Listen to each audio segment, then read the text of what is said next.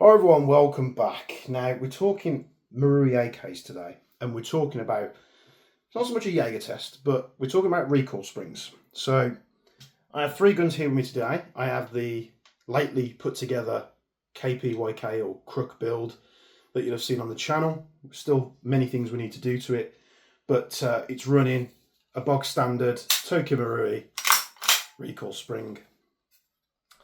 Next we have what you I've seen on the channel a lot as well is my Marui AKM SAG Mark 2.1 with an ARized stock on here.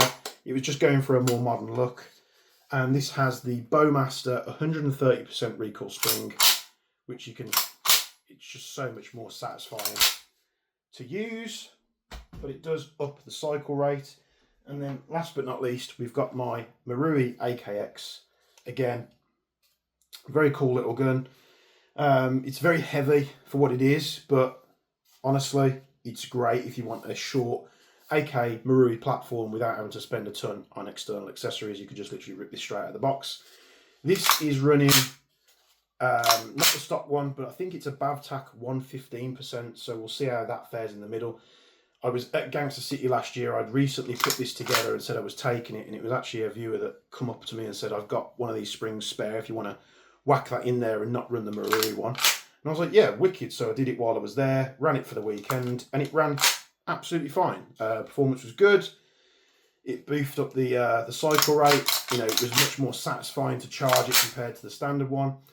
Is it the sweet spot between the two? We're going to find out today. But the purpose of this video is literally just to show you what the difference is in cycle rates so you can choose the right part. So I've got a bunch of mags here today.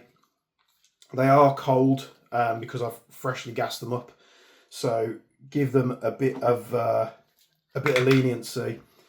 Filling these up takes a hell of a long time, and the longer it takes to fill, the colder the magazine gets. So these are a lot colder than the ambient temperature in the room. But let's get straight to it. We're going to shoot 5 shots semi-auto, and then we're going to rip the mag on full auto, and we should be able to compare the results. So standard Tokyo Marui recoil spring in the KPYK build. So here's 5 rounds, and then we're going to rip it on auto. Nice steady rate of fire there. Actually did pretty damn good, being the mag is very cold to touch. I could actually put these on my face to cool me down. Next, we're going to run the AKX. This has the Bavtac 115. I'm sure it's 115. Correct me if I'm wrong, but I'm sure it's 115% recoil spring. So we'll do 5 shots. A little bit more snappy. This one, when you do rip it on a lot on full auto, one thing I did experience in the game was just it would affect the accuracy, not too much, but short bursts were better. But here we go, let's rip it. So we'll have to compare the footage at the end to find out what the difference is, but it seemed better than the Marui one. And then the Big Daddy, which is the Bowmaster 130% recoil spring. These mags hold 35 rounds. They're running 0.3 gram BBs from Rebel, which BZ Tactical's brand.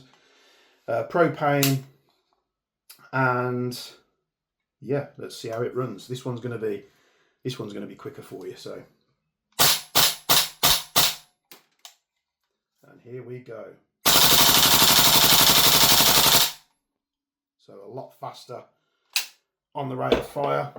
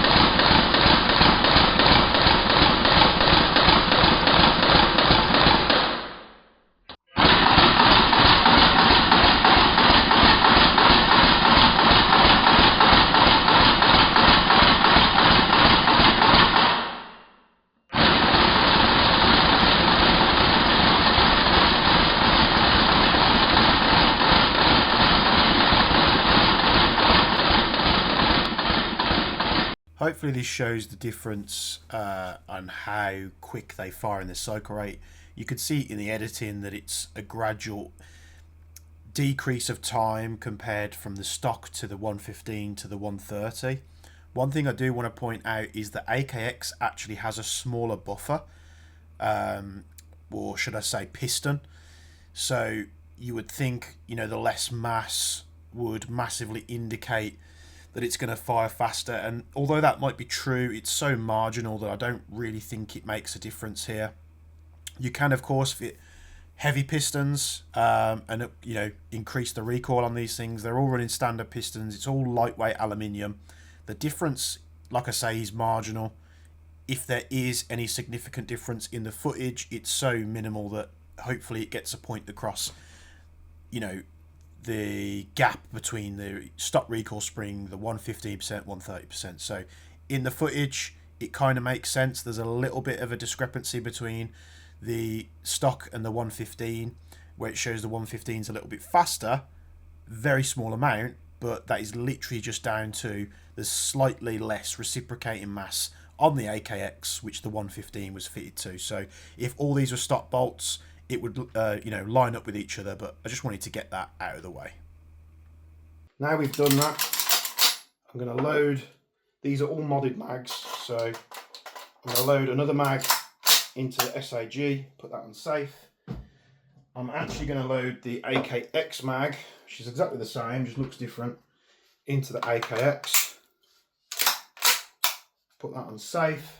And we're going to take the SAG, not the SAG, the KPYK. Struggles a bit there.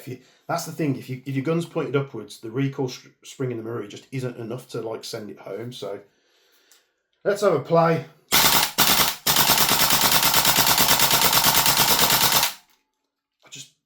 There's something very AK-ish about that rate of fire.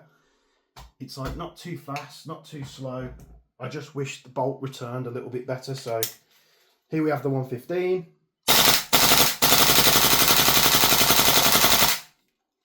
Even though these mags only hold 35 rounds, they just seem to go on forever. And we got the SAG Bowmaster 130%.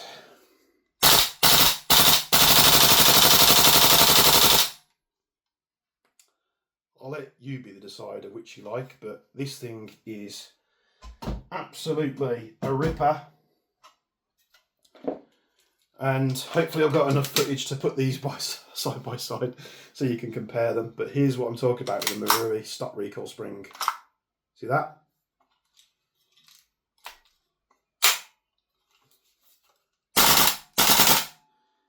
It just seems more AK, doesn't it? That cycle rate.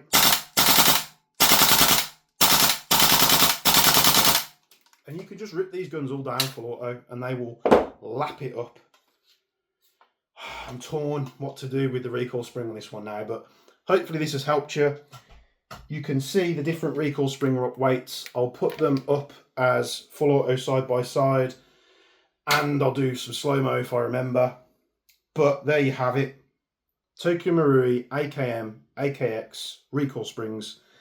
I suppose what we could do as a little sweetener towards the end is we could also compare the AKX to it.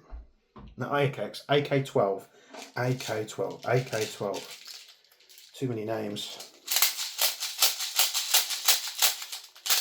So this Wellpro AK12, we all know how much I love this thing. Have we got enough propane left in this bottle to rip it on auto and give it a whirl? Here we go. No. No, we haven't got enough gas. I need to refill all my propane bottles. I go through so many of these that if I didn't refill them myself from a large propane tank, I think I would be bankrupt by now.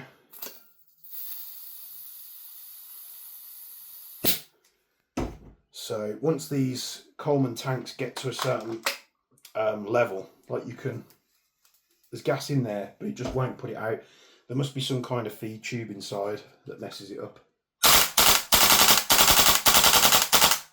That's a little bit faster, I think, than the Marui, but enough to go on. There's your data. There's your eye candy. I hope it's helped you make a decision, whether you want to leave your AK alone, whether you want to upgrade. I think if you're worried about being too harsh on the system, the Bavtac one is a good middle ground.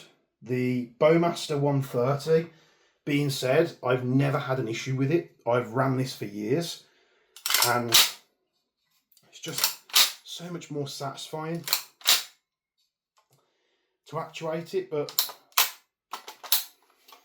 man, if you want an AK, I know they're not super realistic, but honestly, I haven't seen the new VFC one yet. But the Marui system is such a hard system to beat.